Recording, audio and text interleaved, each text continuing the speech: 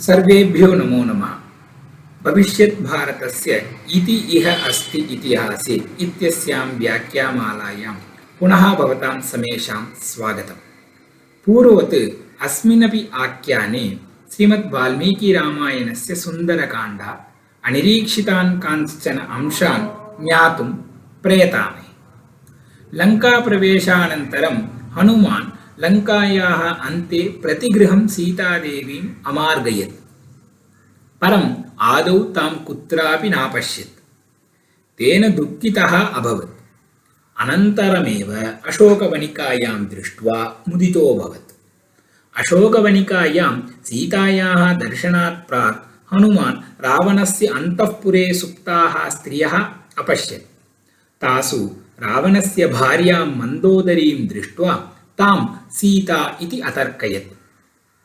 पुनश्च सा सीता न भवितुमर्हति, अन्या एव इयम् इति निश्चितबुद्धिरभवत्। एतदभ्यन्तरे अनेके उपदेशाः अस्मभ्यं लभ्यन्ते। तद्विषये अस्मिन् आख्याने वक्तुं प्रयतामि। सीतामपश्यन् मनुजेश्वरस्य रामस्य पत्नीं वदतां वरस्य बभूव दुःखोपहतश्चिरस्य प्लवङ्गमो मन्द इवाचिरस्य इत्युक्तरीत्या हनुमान् चिरकालं निरीक्ष्यापि सीताम् अपश्यन् आदौ दुःखितः अभवत्। पुनश्च विभीषणस्य, महोदरस्य, विरूपाक्षस्य, विद्युज्जिह्वस्य, जम्बुमालेः, शुकनाभस्य इति लङ्कायां विद्यमानेषु सर्वेषु अपि गृहेषु अन्वेषणम् अकरोत्। तथापि मारुतात्मजः तां सीतां नापश्यत्। पुनश्च दुःखितोऽभवत्। तस्मिन्नपि क्षणे मनसा धैर्यं सम्पाद्य पुनः रावणस्य अन्तःपुरं प्रविश्य तत्र याः स्त्रियः आसन् तासु सीताम् अन्वेष्टुम् अयतत। तत्र अनेकाः स्त्रियः आसन्। तासु काश्चित् युद्धकामेन रावणेन हृताः, काश्चित् मदनेन मोहिताः, काश्चिच्च स्वयमागताः आसन्। इत्थम् इमाः स्त्रियः दृष्ट्वा हनुमान् अचिन्तयत् यत् यदि राघवस्य पत्नी अपि ईदृशी स्यात् तदर्थः यथा इमाः स्त्रियः यथा सुखेन जीवन्ति तथा सीता अपि जीवेत् तर्हि रावणस्य कल्याणमेव स्यात् इति। किञ्च समनन्तरमेव सा राघवधर्मपत्नी पतिव्रत्यादिगुणतः विशिष्टा। अत एव खलु अयं लङ्केश्वरः रावणः महता कष्टेन रूपान्तरं धृत्वा एनाम् अपाहरत् इति अचिन्तयत्। ततः रावणस्य अन्तःपुरं प्रविश्य तत्र विद्यमानासु स्त्रीषु सीतायाः अन्वेषणम् अकरोत्। तत्र कपिर्मन्दोदरीं तत्र शयानां चारुरूपिणीम् इति तर्कयामास सीतेति रूपयौवनसम्पदा इति च उक्तरीत्या रावणस्य शय्यायां तस्य पार्श्वे सुप्तां मन्दोदरीं दृष्ट्वा सा सीता इति तर्कयामास। ततश्च आस्फोटयामास चुचुम्बपुच्छं ननन्दचिक्रीड जगौ जगाम स्तम्भानरोह निपपात भूमौ निदर्शयन् स्वां प्रकृतिं कपीनाम् इति सन्तोषे कपीनां ये ये स्वभावाः भवन्ति ते सर्वेऽपि तेन प्रकटीकृताः। परं समनन्तरमेव न रामेण वियुक्ता सा स्वप्तुमर्हति भामिनी इति रामेण विना कदाचिदपि न जीवेत् सीता इति अवबुद्ध्य पुनः सीतादर्शनेन दुःखितोऽभवत्। तथापि पौनःपुन्येन तत्रैव विहरन् सीतान्वेषणम् अकरोत्। एतावता भवतु। अस्मात् लभ्यमानाः सङ्केताः के इति पश्यामः। अत्र हनुमान् आदौ सीताम् अन्वेष्टुं प्रयतत, परं नापश्यत्। तेन दुःखितोऽपि अभवत्। परं पुनः प्रतिगृहम् अन्वेषणम् अकरोत्, तथापि नापश्यत्। पुनश्च दुःखितोऽभवत्। इत्येवं पुनः पुनः प्रतिहतेऽपि स्वकार्यस्य फलावाप्तये पौनःपुन्येन अयतत। तद्वत् अस्माभिरपि भाव्यम्। तदर्थः कार्यं कर्तुं प्रवृत्तस्य जनस्य नैके विघ्नाः समुद्भवेयुः अथवा फलस्य प्राप्तिः झटिति न स्यात्।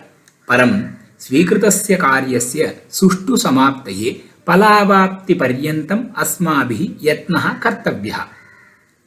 तदेव खलु अस्मज्ज्येष्ठैः एवमुद्बोधितम्।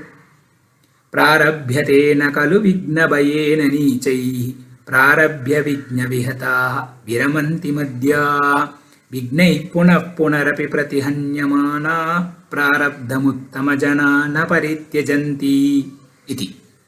एवञ्च त्रिविधाः कार्यकर्तारः भवन्ति। केचन विघ्नं समुद्भवेत् कार्यस्य नाशञ्च कुर्यात् इति धिया एव कार्यं कर्तुमेव न यतन्ते। केचन कार्ये प्रवृत्तेरन् परं मध्ये विघ्नेन प्रतिहताश्चेत् समनन्तरमेव कार्यं कर्तुम् असमर्थो भवामि इति वा इतः परं कार्यस्य सिद्धिः न जायेत इति वा विचिन्त्य कार्यस्य पथि अग्रे न सरेयुः। परं ये दृढचित्ताः भवन्ति ते विघ्नैः पौनःपुन्येन प्रतिहताश्चेदपि कार्यस्य समाप्ति वा फलावाप्तिपर्यन्तं स्वीकृतस्य कार्यस्य त्यागं कदाचिदपि न कुर्युः। अतः यथा हनुमान् दृढचित्तो भूत्वा फलावाप्तिपर्यन्तं कार्यस्य त्यागं न करोमि इति अचिन्तयत् तद्वत् वयमपि स्वीकृतस्य कार्यस्य वा चिन्तितस्य लक्ष्यस्य अवाप्तिपर्यन्तं येन केनापि विघ्नेन वा पुरुषेण प्रतिहताश्चेदपि तस्मिन् कार्ये वा लक्ष्ये महान्तं यत्नं विधाय तस्य सफलताम् आप्नुमः।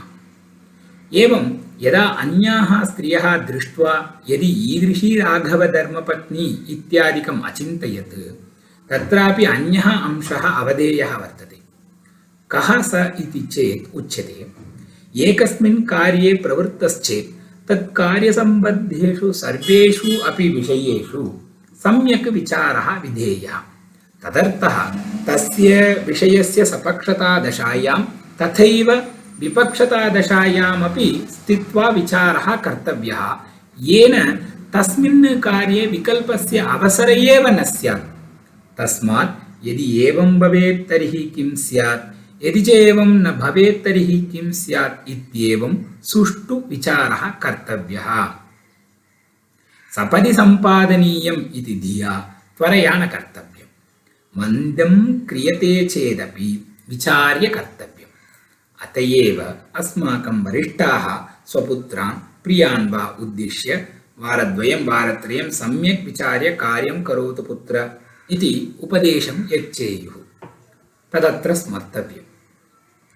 किञ्च मन्दोदरीं दृष्ट्वा सीता इति तर्कयित्वा स्वानन्दं प्रकटयामास इति यत्र उच्यते तत्रापि मुख्यः अंशः कश्चित् बोधितः वर्तते। कार्यकरणसमये फलमिव किञ्चित् भायात् परं तदेव वास्तविकं फलं वा इति सम्यक् ज्ञेयं भवति। तत्र उच्यते खलु काककृष्णः पिककृष्णः को भेदः काकपिकयोः वसन्तकाले सम्प्राप्ते काकपिकः इति। पिकस्य स्वरं श्रुत्वा पिकान्वेषणाय प्रवृत्ते सति केवलं वर्णसाम्यात् यदि काके पिकज्ञानं भवेत् तर्हि काकः पिको भवति वा? न भवति खलु। तद्वदेव अस्माकम् उद्देश्य समानं किञ्चित् स्यात् परं तदेव अस्माकम् उद्देश्यं भवेत् इति अविचार्य तस्मिन् विश्वासः न करणीयः। वास्तविकं यदा जानीमः तदा एव तत्र विश्वासः कर्तव्यः।